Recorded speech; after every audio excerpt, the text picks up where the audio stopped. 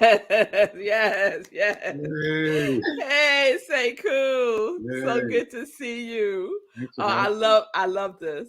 I So love much. that is so cool. We all rocking it today. All Yes. right. So this is where I want us to start. Sekou has another shirt that has the number 409 on it. And that's a pivotal day. Day 409. He's looking to see if he he got it on underneath. Oh, Layered, y'all. 409 representing. Layered. He got it layered. And Yes. so I want to share, and then I want Fee to share, not day 409, because in my world, Sekou's day 409 was a regular day.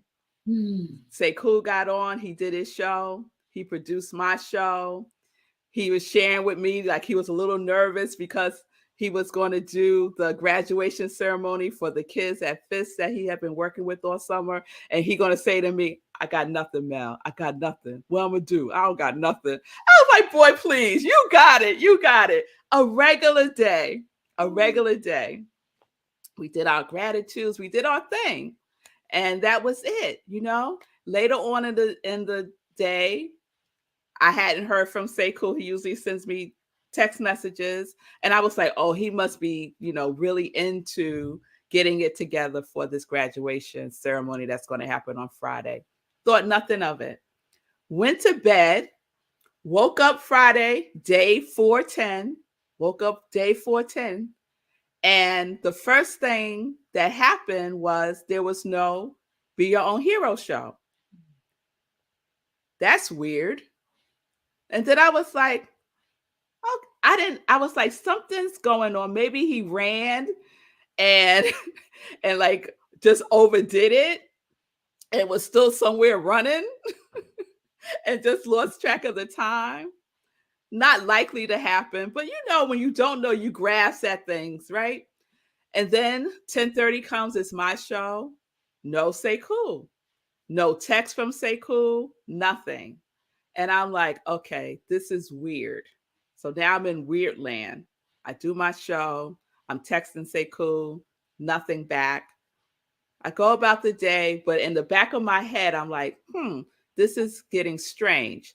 By that evening, Fee, girl, I was a hot mess. By that evening, I said to my husband, Marco, something is wrong. Something is very wrong. And I immediately thought it was Sekou's mom. Because, when something happens, you go to mom. Something must be going on with mom. And nothing, like no text, no nothing, no voice messages, no nothing. And then I was in the bed and my mind said, check your email. Now, Feed, Sekou's not a big email person. No. He loves leaving voice messages. Like that is his thing, right? On WhatsApp or all the things, right? That is his thing. In my mind, I could not go to sleep. My mind kept saying, check your email, check your email. So I go check my email, and it's an email message from Sekou's mother saying that he's in the hospital. And that was basically it. Like, it didn't have like what hospital he was in, what happened, like nothing. And I'm just looking at this email message like, what? Like, what? He's in the hospital. What happened? And I think I responded back to her like, what's happening? And that was my 410. And I closed down, my laptop, and I just burst into tears. I really did. Because I was so scared, mainly because I didn't know what happened. Yeah. I didn't know what happened, and I didn't know what state he was in. So that was my 410. Sekou, what? Not you, Sekou. Fee, what was your 410? Thank you for sharing that. Yeah, that was deep. That's my first time hearing as much as I heard about your 410 and how it resonated with you. So thank you for sharing. Yeah. What I got from that is it speaks to Sekou having a rhythm. And those who I think those who are very close to him, we really get his rhythm. And then for those on the outside looking in, you get a glimpse. But he's so consistent that when he deviates, you know, something has happened. And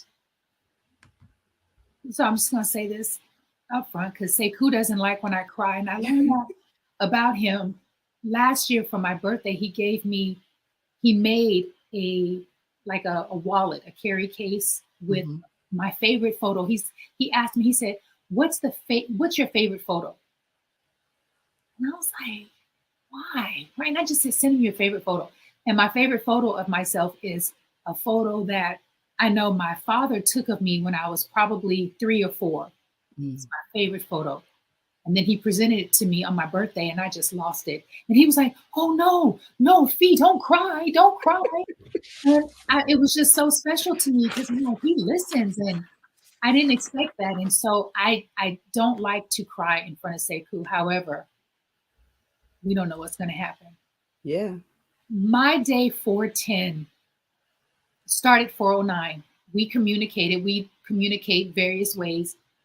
WhatsApp, usually, because we go back and forth with stock stuff. And he said to me, Fee, don't forget, today is the last day that you can buy the Google stock because it's split. And I was like, okay. And I told him I'm gonna do it. And I told him I did it. And then I was like, because I'm gonna do it. But I hadn't. He shared with me, you know, he had the graduation for the kids, and I wished him well. And then maybe an hour or 2 later, I noticed he had not responded to the Google information. And I thought that was odd because he gets amped, excited, pumped, like, ooh. He's so high about the stocks, and he didn't. And I thought, okay, well, he's busy with the kids, graduation guy. Then I messaged him something about my show.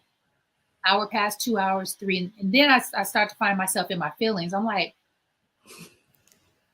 and so that evening, I hadn't heard from him via WhatsApp. And I convinced myself, I said, sometimes Sekou gets sleepy and he'll take a nap at 8 o'clock at night, and he's probably taking a nap. I'll talk to him tomorrow morning. Friday morning came, I didn't hear from him. And usually I hear from him. We do these gratitude latitudes. And again, I was really in my feelings. I was just like, I'm calling him. So then I called him and no answer. And I WhatsApped him. And then I said, okay, maybe he's just really busy. I never thought like something happened to him because I don't want to make this sound hokey, but on some level, sometimes it's like he's immortal. Like he's Sekou writes. He's fine. I knew something was going on when his best friend, Corby, who I know very well, texted me. No, I'm sorry. Corby called me. I was doing something and I missed it, but I saw a missed call. And I got this feeling in my chest. And I was like, no, I'm going to call him later. Like I think I was avoiding it. So then he said, Fee, call me. And that feeling in my chest became really heavy. Like I felt sick because I know the one thing that Corby and I have in common, we have a few things in common, but the only person is Sekou. And so I remember I had made some tea. I sat down in the living room and I called him. I was like, hey, Corby. He's like, hey, Fee. I said, what's going on? He said, and by the time he said, I'm already crying. I'm already crying. And he said, Sekou had a stroke. And I just lost it. I mean, it was as bad as hearing, you know, that my mother died. It just felt final to me. And I felt like I didn't get to talk to him. I didn't get to tell him all the things that I really needed him to know. And I felt like I cheated him and I cheated myself and I waited too late. And I was like, how could this happen? And I wanted to stay in the loop. I was like, please, Corby, let me know when I can see him. Like, I immediately wanted to go to Nashville to see him. Mm-hmm. And I was met with a lot of resistance. Mm-hmm. And I now understand why. It's because they didn't know what was going on. He wasn't able to communicate. You know, I didn't know his mom. I didn't know. And then I was like, I don't know any of these people. They don't know me. How can I get information? And I tell you, again, if you want to make God laugh, tell him your plans, because I had a plan. And everything that I thought I needed and wanted to do was not working out. And I sought therapy because I was losing my mind. I was in such a dark place, to the point where my sister came over to the house with my niece. And she was like, I know how much you care about Sekou. And I know, Felicia, that you've lost so many people. I just want to know if you're okay. And I wasn't. And I told her, I said, I'm not okay. I said, and I want to see him. I just want him to know that I'm here, that I haven't left him, but I couldn't. I saw a therapist who helped me to at least calm down. And I said, I've got to just be patient. I've got to be patient.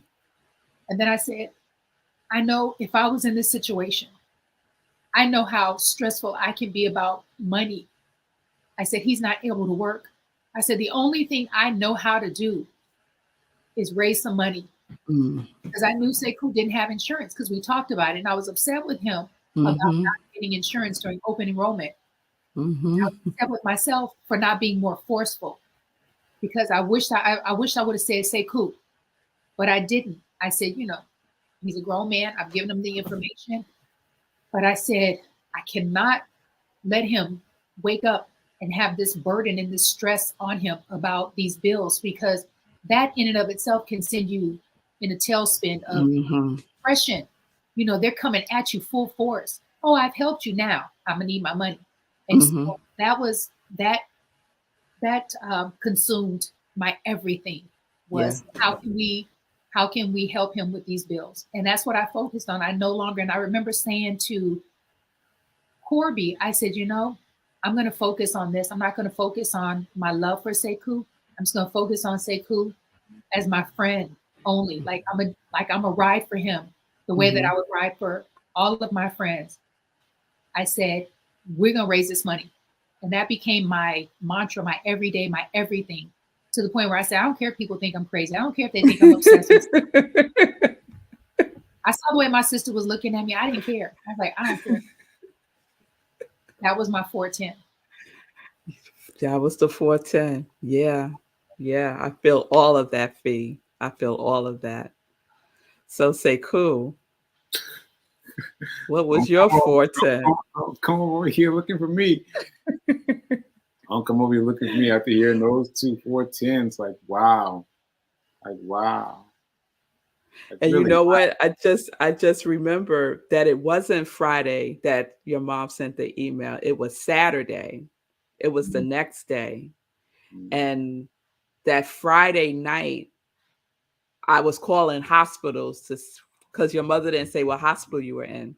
So I just started calling hospitals. Wow. To you know, see what hospital you were in.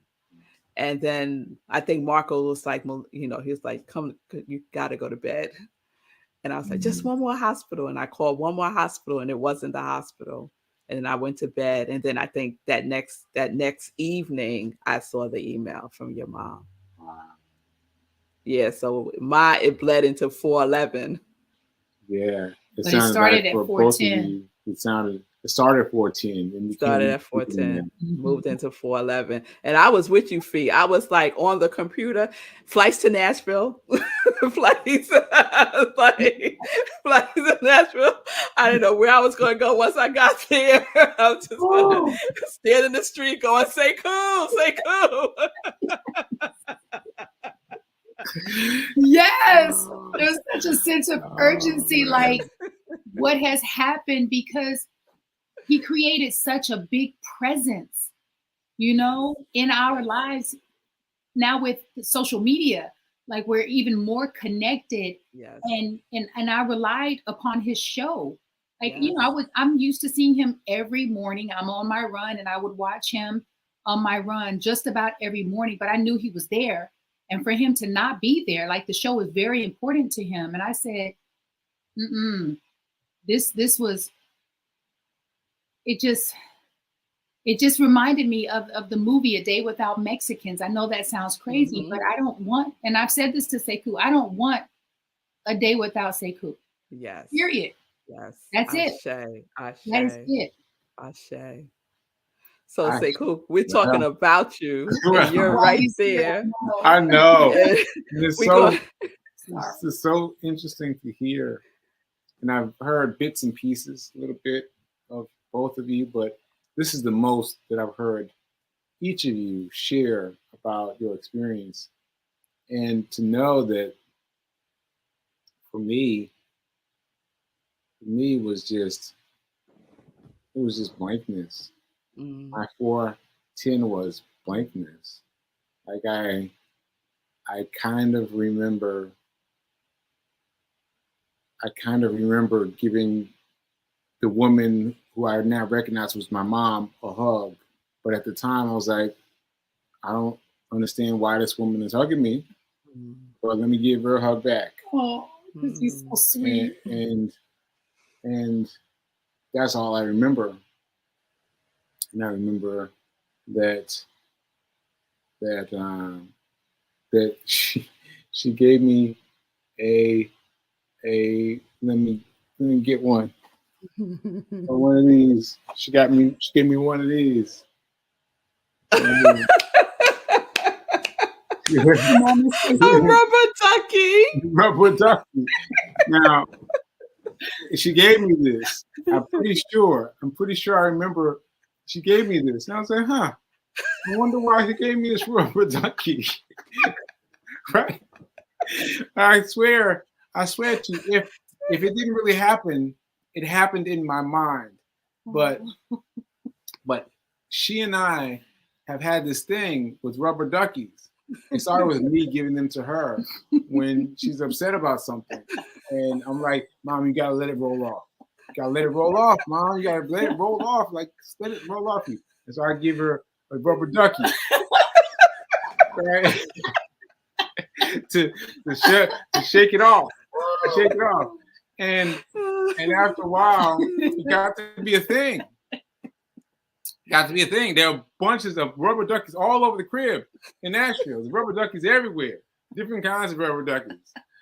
And I swear to you, I don't know, but I swear to you that what my interaction was with my mom was her giving me this rubber ducky. And that's it.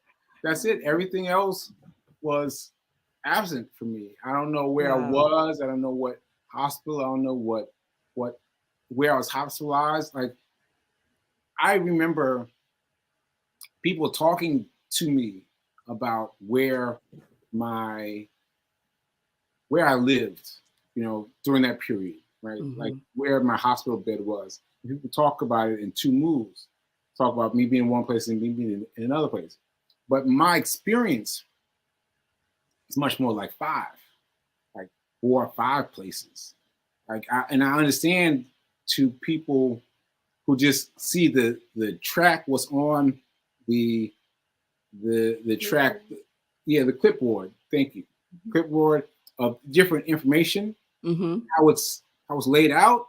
I understand it, but for me, like, I had to deal with that wheelchair, that cot, where I had this interaction with my mom, and she handed me this. It wasn't anywhere. It was some hallway somewhere. And I remember that. So it was a part of my experience. And that's all I remember from day 410, just this anonymous hug from some woman that handed me this ego, this thing. And that's it. And there's just trying to call something into something, because I've said this a lot. I said that I had amnesia and I didn't understand who people were. I didn't understand who people were. I didn't understand what was happening. But I tell you this, though, that when I became aware, now I understand there were instances of me being aware that my folks talked about Mm-hmm. to the people. But when I remember becoming aware, I remember waking up and saying, huh, this is interesting.